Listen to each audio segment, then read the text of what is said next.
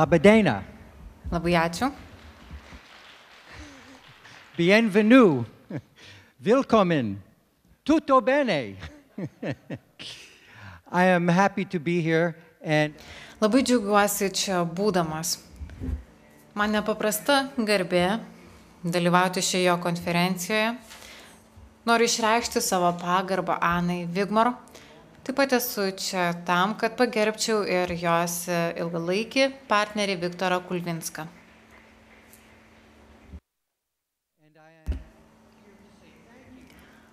Be to noriu padėkoti Loretai, Pauliui ir dviems Petrams už tai, kad suorganizavo šį puikų renginį. Ačiū.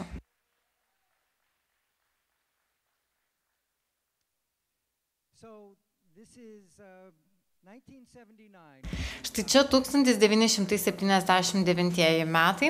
Čia atvežiau Anai kibirėlį daigų, kuriuos pats užauginau. Prieš tai, kai mes pradėjome naudoti kviečių želmenis, buvo naudojami pupelių želmenis, kurie atrodė štai taip, panašiai kaip Azijos šalyse. Kai Amerikoje išpopuliarėjo daigai, juos naudojo kaip dekoracijas. Štai kaip matote šioje nuotraukoje. Iš Viktoro ir Anos aš išmokau, kad daigai yra kur kas daugiau nei vien puošmenos, kad tai yra pats tikriausias maistas. Čia matote salotų daigus ir kairėje yra žirnelių daigai. Iš pradžių buvo daromi daigai iš kaupys vadinamųjų.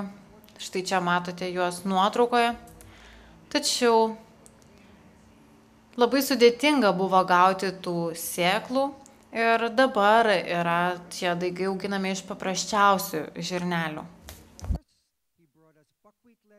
Viktoras mums taip pat atvežė įvairių sėklų, už kurias esu labai dėkingas. Ačiū, Viktorai. Kairėje nuotraukoje matote tuos daigus, kurie yra iš tikro puikūs.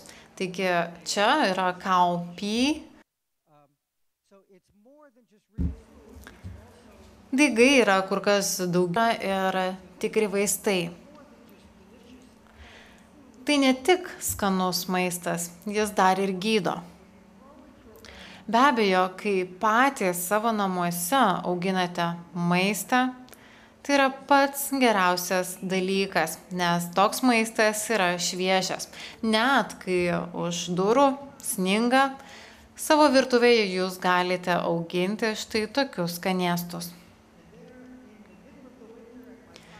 Štai čia vidurys žiemos ir matote mano židinį. Aš gyvenu šiaurės rytuose, Jungtinėse Amerikos valstijose, kur žiemos yra atšiaurios. Kai išmokau, kaip tai daryti, iš pat pradžių aš naudodavau stiklainius, kuriuose yra daiginama. Nežinau, iš kur atsirado toks mitas. Iš tikrųjų, tai stiklainiai užsikemša, ten nepatenka pakankamai vandens, ten užsistovi vanduo ir panašiai. Iš tikrųjų, aš turėjau tūkstančius mokinių ir aš visai nenorėjau sulaukti 1000 pasipiktinusių skambučių. Nes tokioje aplinkoje iš tikrųjų gali atsirasti labai daug pelėsių. Dėl to Ana Wigmore naudojo specialius maišelius, nailono maišelius. Ir kai aš pasižiūrėjau tuos maišelius, pamačiau, kad ten yra labai daug poliesterio ir šiek tiek nailono. Man visai nepatiko tokia mintis. Net šiandien aš niekada nevilkiu poliesterio drabužiais ir aš visai nenoriu tokioje medžiagoje auginti maistą, kurį valgau. Todėl aš išradau naujus maišelius, kurie yra daromi iš lino. Spėkite, kurgi pirkau tą liną, būtent Lietuvoje.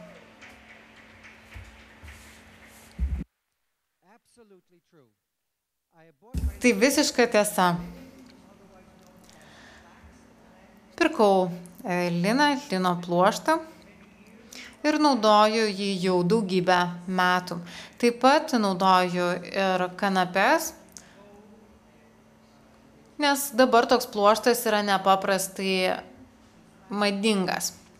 Bet iš esmės tiek linai, tiek kanapės yra iš tikrųjų labai atsparus, juose nesiveisia pelėsiai ir labai svarbu, kad per juos lengvai cirkuliuoja oras, deguonis. Vadinasi, ten neatsiranda pelėsių. Jeigu jūs įdedate nedaug sėklų, tai tie maišeliai būna maži, jeigu įdedate daugiau, jie išsiplečia, tai iš tikrųjų neužima daug vietos. Aš tokius maišelius dedu į šaldytuvą ir jie užima visai nedaug vietos. Tokiuose maišeliuose jūs galite auginti įvairius žalumynus. Tie maišeliai labai patogus, jie turi specialias kilputes, už kurių galite juos pakabinti virtuvėje. Štai čia yra arugula ir matote, kaip galima ją auginti ant maišelio viršaus, nes būtent šiam augalui auginti reikia šiurkštaus paviršio. Tuomet aš pradėjau sudarinėti receptus. Štai čia matote Sprout Bread knygą. Iš daigų galima padaryti daugybę puikių dalykų. Čia matote vinžirnius sudaigintus, dešinėje taip pat yra uogos, tai gali būti ir kviečiai, ir rugiai. Jeigu jūs juos sudaiginate ir tuomet sumalate, gaunasi tešla ir iš tos tešlos galima daryti traškučius ar duoneles. Štai čia matote duonelės pavyzdį. Viską galima padaryti džiovinant. 118 laipsnių Farenheito.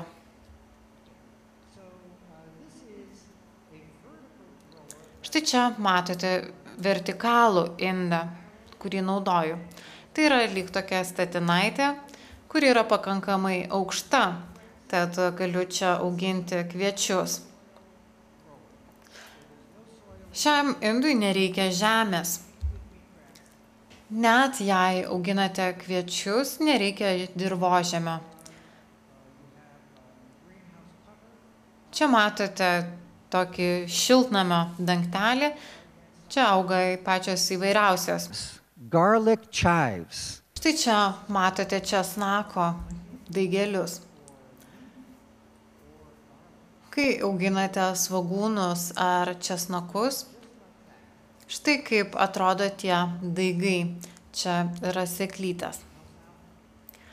Alfalfa, žalumos jūra.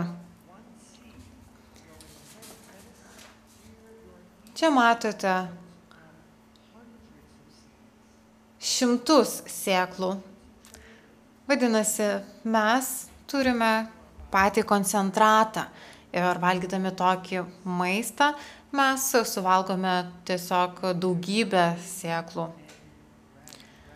Čia mes matome brokolius ir ridikėlius. Ar įsivaizduojate, kaip iš to gamintumėte salotas? Tiesiog nuostabu. Mes turime milžinišką pasirinkimą, kur kas didesnį, negu galite parduotuvėje pasirinkti. Amerikoje, iš kur ir esu kilęs, pagrindinės daržovės, kurios galite nusipirkti, yra pomidorai, taip pat lapinės salotos. Labai nedidelis pasirinkimas. Čia matote žirnelių daigus, saulėgrąžų daigai. Matote lapelius. Tiesiog norisi ištiesti ranką ir juos suvalgyti. Dabar šiek tiek pateiksiu jums smulkmenų apie mitybą. Šis maistas ne tik skanus, jis taip pat ir gydo. Galime pažvelgti į baltymų kiekį daiguose. Daiguose baltymų kiekis yra kur kas didesnis nei kituose produktuose. Štai čia matote įvairių salotų palyginimą. Pažvelkime į daržovės ir daigus. Tos pačios daržovės daigą. Matote palyginimą. Viršuje raudona spalva yra pažymėti daigai. Ten yra daugybė vitaminų. Ir žalia spalva yra pažymėta pati daržovė. Čia šiuo atveju lyginame ridikėlių daigus ir daržovės. Taip pat čia matote palyginimą mineralų. O dabar pažvelkime į lęšių daigus ir geležies kiekį juose. Matote, kad palyginus su špinatais daiguose yra kur kas daugiau geležies. Ta patį galima pasakyti apie magnį ir fosforą. Pavyzdžiui, brokolių daiguose yra kur kas daugiau tų maistingų medžiagų. Čia yra lyginamas baltymų ir riebalų kiekis. Tarkime, sojos daigai. Čia matome, kad čia yra 13% baltymų daugiau negu kiaušiniuose. Bet riebalų yra per pusę mažiau. Kiaušiniuose yra maždaug 10% riebalų ir jums reikia suvirškinti visus tuos riebalus tam, kad gautumėte baltymų. Tačiau jeigu valgote daigus, tai baltymai ten jau yra išsiskaidę. Ir dėl tos priežasties daigus suvirškinti yra labai lengva, nes mūsų organizmas pasisavina amino rūgštis ir paskirsto tas medžiagas ten, kur jos yra reikalingos. O jeigu jūs valgote viščiuką, tai visų pirma turite suskaidyti jo medžiagas ir taip pat suvalgyti 25% riebalų. Tad nieko keisto, jog suvalgę mėsos ir kiaušinių patiekalą jūs jaučiatės labai pavargę. Tai tiesiog išsunkia jūsų jėgas. Aš nenoriu po darbo dienos jaustis išvargęs, nenoriu, kad visa mano energija išeitų maisto virškinimui. Čia yra mano knyga apie daigus. Toje knygoje pateikiama daug informacijos apie maistingas medžiagas. Taip pat yra pateikiama lentelė, kurią galite pasikabinti ant savo šaldytuvo ir pasižiūrėti, kiek prireikia dienų, kad išdaigintumėte tam tikras sėklas, taip pat kiek reikia pačių sėklų. Ir šiek tiek papasakojama apie patį skonį. Gyvas maistas yra kur kas daugiau nei vitaminas A, B ir C. Šiuose augaluose yra daugybė įvairių reikalingų medžiagų. Jūs žinote polifenolius, taip pat antioksidantus ir kitas labai svarbias medžiagas. Fitosterolius ir panašiai, įvairius estrogenus ir taip toliau. Visa tai veikia kaip augaliniai vaistai.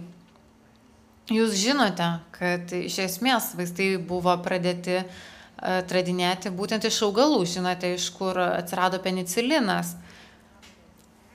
Iš pelėsių. Ir netgi aspirinas buvo sukurtas iš gluosnio žievės.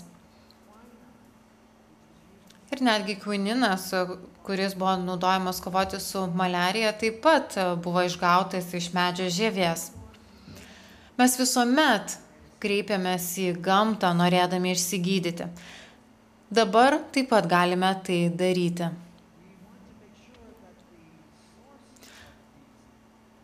Tačiau mes norime būti tikri, kad tai, ką valgome, yra pakankamai koncentruota, kad gautume reikiamą naudą. Būtent žolelės yra koncentruotos ir jose maisto medžiagų yra daugiau negu pačiose daržovėse. Būtent todėl turėtume valgyti daigus, kad būtume sveiki. Hipokratas sakė, tegu jūsų maistas būna jūsų vaistai, o jūsų vaistai jūsų maistas. Dėl šios priežasties Ana ir pavadino savo institutą Hipokrato sveikatos institutu. Dabar jums parodysiu, kokie tyrimai buvo atlikti mitybos srityje ir kaip buvo nustatytas daigų poveikis. 2010-aisiais buvo padarytas tyrimas Japonijoje dėl diabeto ir ląstelių mutacijai buvo siekiama užkirsti kelią. Taigi buvo nustatyta, kad daigai sumažina įvairias problemas. Tokie patys tyrimai buvo daromi ir Indijoje. Buvo nustatyta, kad sumažėja vėžinių ląstelių, tyrimai iš Jungtinių Amerikos valstijų. Yra naudojami įvairius daigai tokie kaip brokolių, ridikų, Briuselio kopūstų ir panašiai. Buvo atlikti tyrimai su šiais daigais ir buvo nustatyta, kad šiuose daiguose yra medžiagos, kuri neleidžia atsirasti vėžiniams ląstelėms. Daigai padeda užkirsti kelią krūties vėžiui. Čia buvo darytas tyrimas Mičigane. Taip pat Meksikoje buvo nustatyta, kad daigai mažino cholesterolio kiekį. Tokijoje buvo nustatyta, kad kviečių želmenų medžiagos leidžia kovoti su bisfenoliu A, nes mes labai daug jos suvartojame. Taip pat buvo atlikti tyrimai Pietų Korėjoje.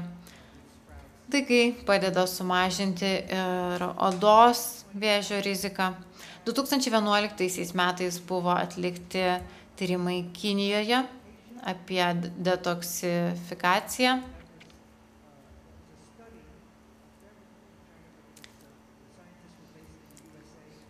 Mokslininkai buvo įsikūrę Jungtinėse Amerikos valstijose, kai atliko tyrimą. Taip pat Saudo Arabijoje buvo atliktas tyrimas, kurio metu nustatyta, kad daigai padeda užkirsti kelią kepenų vėžiui. Jungtinėse Amerikos valstijose nustatyta, kad užkertamas kelias kasos vėžiui ir visa tai daigų dėka. Dar daugiau tyrimų. Brokolio daigai tirti Irane. Nustatyta, kad jie padeda kovoti su diabetu, taip pat su prostatos vėžiu. Vėlgi kalbama apie lapinių kopūstų, taip pat ridikėlių daigus ir kopūstų daigus. Kinijoje buvo atliktas tyrimas. 2012 metais taip pat jau atlikta tyrimų. Jungtinėje karalystėje nustatyta, kad daigai padeda kovoti su vėžiu.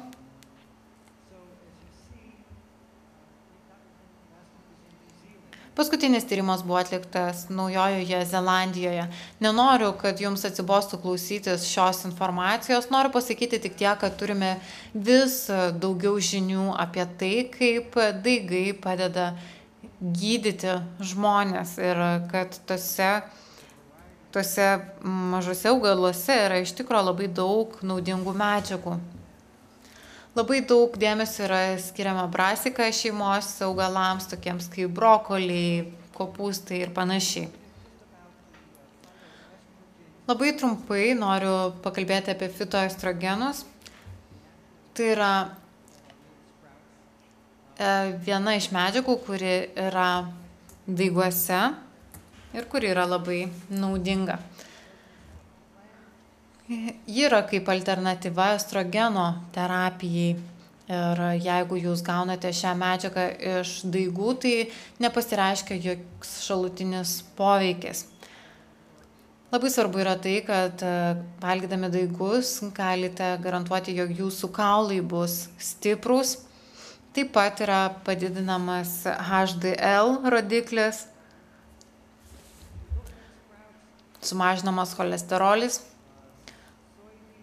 Ir pažvelkime, čia matome sojos pupelių rodiklius. Jeigu jūs juos sudaiginate, tai maistingumas pasidaro kur kas didesnis. Ir estrogeno, kuris yra labai reikalingas kiekis, yra didesnis.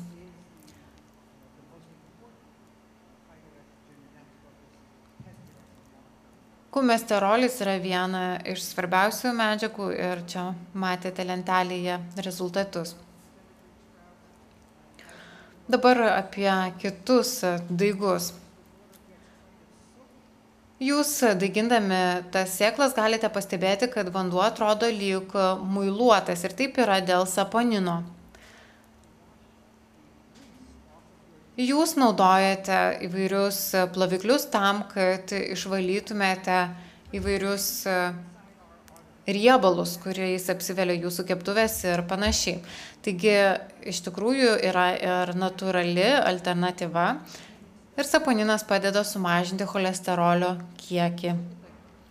Pažvelkime, štai čia matote saponino kiekį daiguose. Alfalfa augaluose daiguose matome, kad čia maistingų medžiagų kiekis yra kur kas geresnis nei pačių daržovių. Ir tą patį galima pasakyti apie lęšius, sojos pupelės ir panašiai. Čia matote kito tyrimo rezultatus, kuris buvo atliktas Baltimorėje.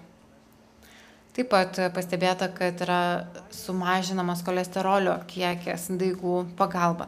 2002 metais Japonijoje buvo atliktas tyrimas, kuris parodė, kad fava pupelių daigai padeda kovoti su Parkinsono liga. Ir čia šiuose daiguose yra natūrali dopamino forma. Buvo taip pat atlikta 22 tyrimai, kurių metu buvo tyriama, kaip daigai veikia kasos vėžį. Brokolio daigai. Būtent su šiais daigais yra atliekama labai daug tyrimų ir yra skiriama daug pinigų būtent šiems daigams. Taip yra todėl, kad jie išskiria antrosios fazės apsauginius fermentus, kurie padeda tiesiog priversti vėžio ląsteles badauti ir taip vėžio ląstelės išnyksta. Šlapimo pūslės vėžys, taip pat brokolio daigai padeda. Kraujotakos ir širdies ligos, prostatos vėžys, odos vėžys. Buvo atlikta daugybė tyrimų, kurie parodė, kad daigai padeda kovoti su visomis šiomis ligomis. Nuostabu, kokie galingi yra tie daigai, želmenys. Noriu pasakyti, kad sėklos yra labai svarbios. Nežinau, ar čia Lietuvoje yra labai populiaru daiginti sėklas, tačiau labai svarbu yra, kad tos sėklos būtų geros, nes parduotuvėje dažnai galite rasti tokių sėklų, kurios yra skirtos gaminimui. Juk pirkdami sėklas, kurias norite auginti sode, neperkate tų sėklų maisto parduotuvėje. Todėl turite pirkti sėklas iš būtent tos įmonės, kuri specializuojasi šioje srityje, ypač kai kalbame apie kviečių želmenis. Labai svarbu, kad tos sėklos būtų ir ekologiškos, ir genetiškai nemodifikuotos. Matote kairėje nuotrauką. Čia yra sėkla šiek tiek įlūžusi, o dešinėje yra labai lygus paviršius. Čia yra 100 kartų padidinta nuotrauka. Matote, kad iš tikrųjų sėkla sėklai nelygi. Čia matote kviečių želmenis. Labai akivaizdu, jog dešinėje yra pelėsių, o kairėje jų nėra. Čia buvo 2 skirtingos sėklų rūšys. Aš jas ištyriau, auginau tas sėklas toje pačioje aplinkoje, vienas šalia kitų. bet matote, kad jei sėklos skirtingos, tai ir daigai yra skirtingi. Norėjau šiek tiek suteikti informacijos apie kviečių želmenis, nes būtent šie daigai yra patys galingiausi, yra patys geriausi vaistai. Kairėje matote, kad nėra naudojamas dirvožemis. Aš nusistačiau tikslą įrodyti, kad kviečių želmenis galima auginti be dirvožemio. Daugybė žmonių grįžo iš instituto ir atsisakė programos. Kai aš jų paklausiau, kodėlgi jūs nutraukėte tokį gerą dalyką, kuris jums toks naudingas, jie man sakydavo, kad tiesiog viskas yra pernelyg sudėtinga. Taigi aš siekiu viską supaprastinti. Be abejo, kad gamtoje viskas auga dirvožemėje, tačiau savo virtuvėje jūs galite. Štai čia naudingos medžiagos esančios kviečių želmenyse.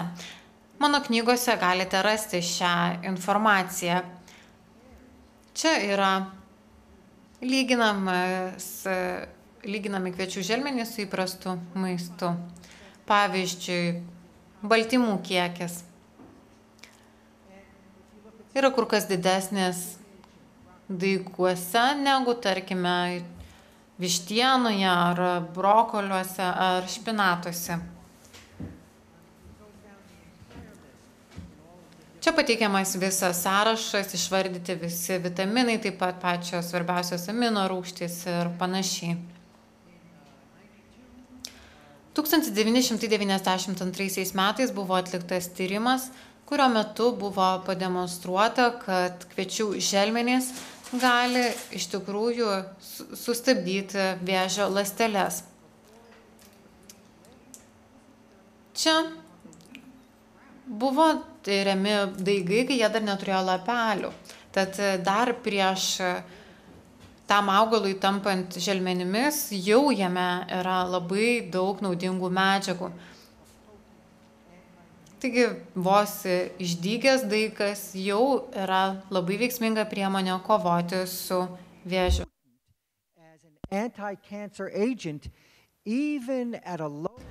Taigi, kaip matote, net jeigu, sakykime, želmenų sulčių yra ir labai nedaug, mes vis tiek galime jas naudoti kaip kovai su vėžiu. Taigi, iš tiesų tai svarbu žinoti, ypač kai šiais laikais plačiai taikome chemoterapiją. Dar 1940 metais, ketvirtajame dešimtmetyje, buvo atliekami įvairiausi tyrimai su gyvūnais. Gyvūnams buvo šeriamos įvairiausios daržovės, brokoliai ir kiti, ir gyvūnams nepavyko išlaikyti geros sveikatos. Tačiau, kai gyvūnams buvo pradėti šerti kviečių želmenys, tie gyvūnai pasijuto gerokai geriau. Mes tuomet dar nežinojome, koks iš tiesų yra galingas kviečių želmuo. Tačiau dabar jau 1994 metais mes puikiausiai suprantame, kokie yra svarbus kviečių želmenys ir koks yra svarbus augimo hormonas, kurį mes galime gauti kartu su maistu. Taigi visą tai paaiškėjo 1994 metais ir daugybė pokyčių įvyko būtent po 1994. Atlikta nemažai tyrimų, kurių tikslas yra išsiaiškinti, kaipgi iš tiesų ilgaamžiškumą ar diabetą veikia kviečių želmenų vartojimas. Dagestane yra žmonių, kurie išgyveno iki 120 metų vien tik tai vartodami įvairiausią augalinį žalią maistą. Taip pat buvo atliekama tyrimų aiškinantis, o kaipgi iš tiesų atsistato DNR, kaip iš tiesų vartojant žalią gyvą maistą keičiasi mūsų organizmas į gerą. Dabar dar norėčiau parodyti jums vieną produktą. Tai yra krema pagaminta iš kviečių želmenų ekstrakto. Iš tų pačių kviečių želmenų, kurie čia auga padėklose. Taigi mes pagaminame kviečių želmenų ekstraktą, naudodami tą patį metodą, kurį mes naudojame ir vaistinėms medžiagoms iš įvairiausių kitų augalų išgauti, taip pat ir ženšenio šaknų ir kitų augalų. Tokiu pačiu būdu mes išgavome ir kviečių želmenų ekstraktą ir panaudojame jį kremui gaminti. Tas kremas yra skirtas įvairioms odos ligoms gydyti, taip pat ir egzemai. Štai matote psoriazę arba žvynelinę ir koks yra poveikis šio kremo žvyneliniai. Neužtenka vien tik tai iš išorės tepti pažeistą odą, reikia kartu vartoti ir želmenų sultis.